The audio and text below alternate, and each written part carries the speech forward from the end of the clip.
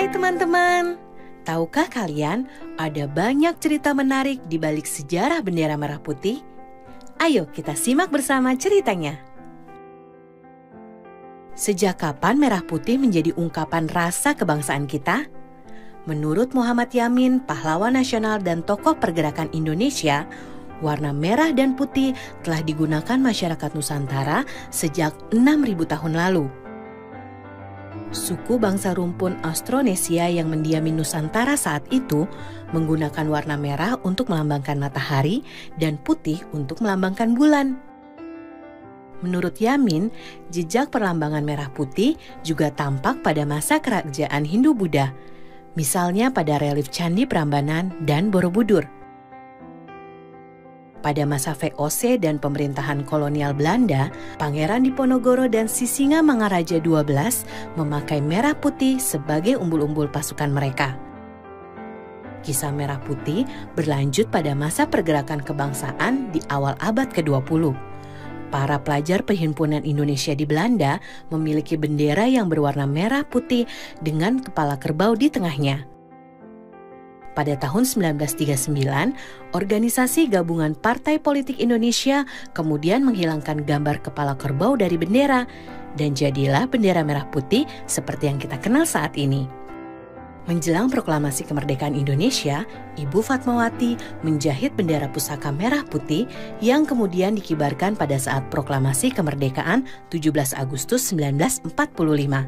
Sehari setelahnya, Panitia Persiapan Kemerdekaan Indonesia mengesahkan bendera merah putih sebagai bendera negara Indonesia.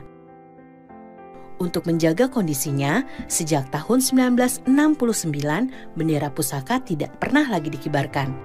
Tahukah kalian di mana bendera pusaka disimpan?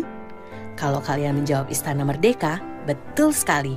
Bendera pusaka hanya dikeluarkan setiap upacara 17 Agustus di Istana Merdeka. Sang merah putih adalah salah satu simbol semangat dan persatuan bangsa Indonesia yang paling penting. Karena itu, sudah selayaknya kita menghormatinya dan tidak sembarangan menggunakannya. Setuju teman-teman? Sampai jumpa lagi di cerita menarik sejarah Indonesia lainnya ya.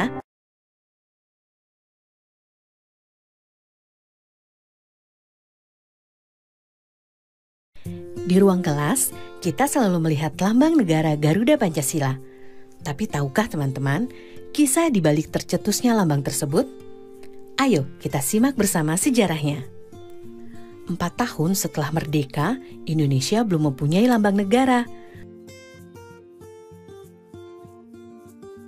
Barulah tanggal 20 Desember 1949, Presiden Soekarno menunjuk Sultan Hamid II sebagai Menteri Negara yang tidak memimpin departemen untuk merancang lambang negara. Hamid lalu membentuk Panitia Lambang Negara dengan Ketua Muhammad Yamin dan anggota yang terdiri dari Ki Hajar Dewantara, Muhammad Nasir,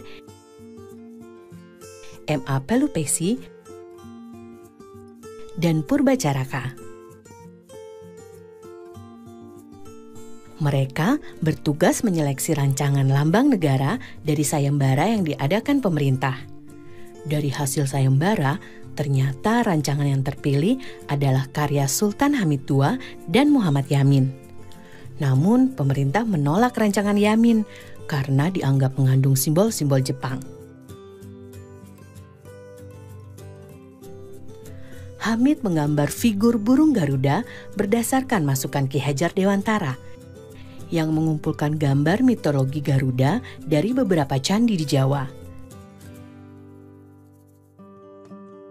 Sketsa itu juga dibuat berdasarkan pengamatannya pada lambang-lambang negara lain yang menggunakan burung elang Raja Wali dengan perisai di dada.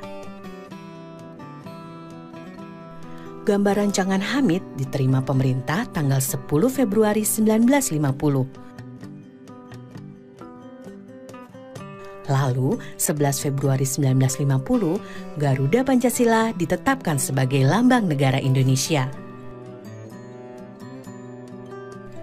Presiden Soekarno kemudian menyempurnakan 3 hal dari sketsa Hamid. Pertama, menambahkan jambul di kepala Garuda. Kedua, mengubah arah cakar Garuda supaya tidak terlihat terbalik. Ketiga, mengganti pita merah putih dengan pita bertuliskan Bhinneka Tunggal Ika dalam cengkraman Garuda. Akhirnya, setelah 4 kali dilukis ulang oleh Dullah, pelukis istana saat itu, sketsa karya Hamid menjadi lambang negara seperti yang kita kenal sekarang. Jumlah helai bulu pada sayap, ekor, dan leher Garuda melambangkan tanggal proklamasi kemerdekaan. Di dadanya terpampang Pancasila sebagai dasar negara, dan kakinya mencengkram kuat Bhinneka Tunggal Ika sebagai semboyan negara kita.